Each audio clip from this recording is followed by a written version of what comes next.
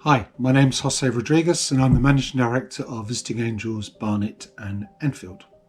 Today I want to discuss with you the truth about reablement. Now, before I start, I want to say that from personal experience, I wish I'd known what reablement care actually was and what limitations come with it when I was making decisions about taking care of my own mother. Now, I say this because if someone had told me entirely what limitations I was working with, I would have either paid for additional care or I may have organised maybe my family support better to fill those gaps that this kind of care cannot offer. However, now working in care, time and time again, I meet people and families that have had an awful experience where the service that they've received was less than fit for purpose. And at times, I'll be honest with you, borders on criminality. Now, on the spin side to that, I also want to say that many of you will have had a good experience with this type of care. Indeed, it's fair to say that some incredible work is carried out by many reablement agencies and their carers alike, despite the limitations that they have to work under. Just make sure when you're selecting care for your loved one that you get one of those agencies. So what is reablement? Reablement care provides support in your own home with a view to helping someone regain their independence and confidence following a number of reasons. Usually it involves a stay in hospital, whether it's from a fall or from some other illness, or maybe post-operation, or maybe even post-surgical care. Now, normally this kind of care can last up to 6 weeks or as little as 2 weeks, dependent on the care required. After that agreed period, you're meant to pay for the care to continue if you so desire. So what do I need to know? Well, one, it's a free service, but there's a trade-off. There's a trade-off of services that you're going to have to accept. One of those could be ad hoc call times. People might turn up within a 2-hour window in terms of carers, rather than the specified time that you might want. Yes, it could mean that you might be woken up very early or very late, or be put to bed very early. That's some of the limitations of free care. The calls are normally on average lasting from between 15 to 45 minutes, so they can be quite short. Those kind of care calls can be felt very rushed, not really offer as much support as you or your loved one would like. Overall, from a lot of experience, the quality of that care, if it's rushed and if it's at sporadic times, can lead to a poor quality of care, or poorer quality of care, including many carers may be limited in terms of when it's speaking English or communicating. Certainly compassion can be lacking in this type of care because of the unhealthy workload that carers, as quite frankly, are given by many unscrupulous care agencies. They simply don't have the time. Reablement focuses more on personal care and less on companionship. Companionship is more of a luxury with regards to re-enablement. Something that you need to know. Reablement care also can lead to that potential of that revolving door of too many different carers with no real understanding of what your actual care needs are, and instead turning up and saying, "What can I do?" and expect you to give them instructions, or they might be happy for you to say, just go, because you're tired of that frequent repeating action. Don't get me wrong, private agencies can also act like that too. What can be the common types of issues with this type of care? Well, the NHS budget can only stretch so far, and whilst we're lucky to have re-enablement at all in the UK, it really is a service that covers basic care. A care that is there to help you survive. It's definitely not there to help you thrive, although they would love to do it. As I said, budgets can only stretch so far, and we should be grateful to have it at all.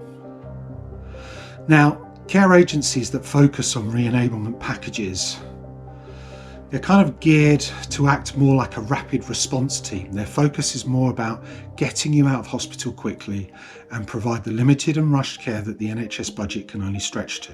That's just the facts of life. It's not ideal and it's not perfect, but it is what it is. The carers from these companies will probably have 10 to 20 calls, maybe 30-minute calls, most of those, in one day. And they're not paid for the extra travel time they spend getting between these calls, and it's not fair on them and it's not fair on you. Now, quite frankly, for many, this care is not fit for everyone and can lead to a bad experience of care. What can you do to counter some of these issues if reablement is all you can afford? Firstly, it's important not to let the free care negatively impact on you physically or mentally, whatever the budget. Make sure you use your family network to support you, focusing on other things that you might need that Reablement cannot, as it's not in the daily care plan, provide to support you to regain that independence. So what could that look like? Well, certainly if it's coming out of hospital, you have mobility issues, daily exercise to maintain mobility or improve it is something that the family can step in with, instead of putting them in cotton wool and saying, don't worry, I'll do it, mum. Get them out and about. Batch cook food so your loved one eats good home cooking, protein led, instead of them just having warmed up basic meals from the care agency. Arrange frequent visits to keep the companionship levels up by family and that support network. What about when you start to pay for care after 2 to 6 weeks? Well, I hate to say this, but this lets the industry down, because some companies, quite frankly, will bully or threaten to pull care unless they sign the contract immediately, as they sit there at the end of their 2 to 6 week period. Now, the answer to this should be 1, don't let your loved one take these appointments without a family member in attendance so they can be supported. 2, as a duty of care, an agency cannot threaten to pull a care package in such a manner. If they try to do this without giving you time to organise an alternative, then you certainly are allowed to report them. Report them straight to the CQC.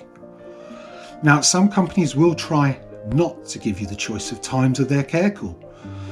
Well, the answer to that is, if you're now paying for that care, you should get what you want. It should be on your terms now, as you're starting to pay.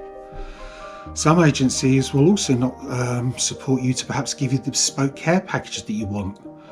They might just say, this is all that we can offer you. Again, same answer. If you're paying for it, you should get what you want.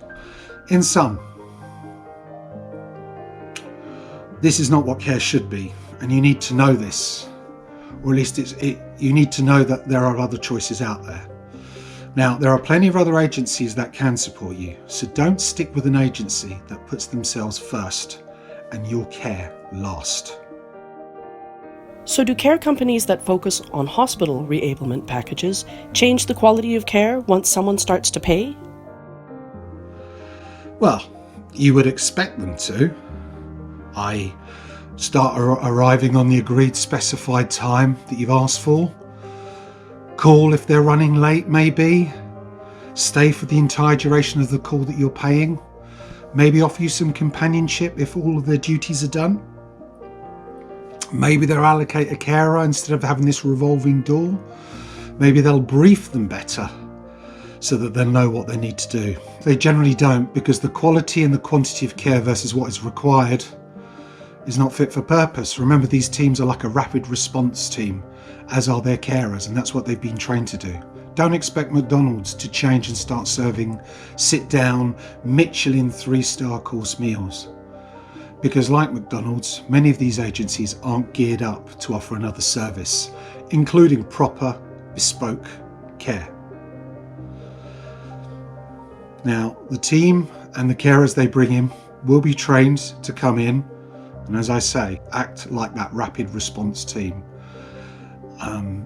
And it's very difficult to ask them to act differently. But dare I say this, at times some agencies just also need bodies to cover all of the care calls, and to accept the lower wages because of the lower rates they will get from the council. It's sad, but it's true.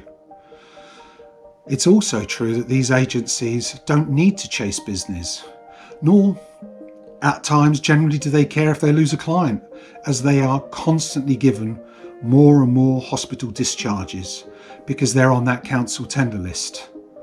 Now, there is a constant demand of clients leaving hospital all the time, so they will get those care packages, to be honest, whether they do a good job or whether they do a not very good job, as quite often their performance will be ignored unless something major or major safeguarding is raised or a contract comes to an end on a review. At Visiting Angels and many other private care agencies, because there are many good ones out there, our work is totally based on recommendation and not by taking on hundreds of care calls or care packages handed through the council tenders. So what questions should I ask when choosing the right care agency?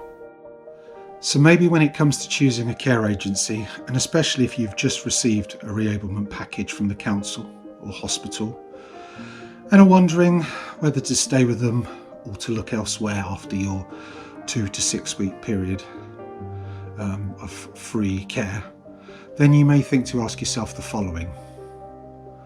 Well, 1, what do I or my loved one actually need help with to remain independent, out of risk, or to make my life or their life easier, to offer a better quality? Can the agency offer that specific service to what I need?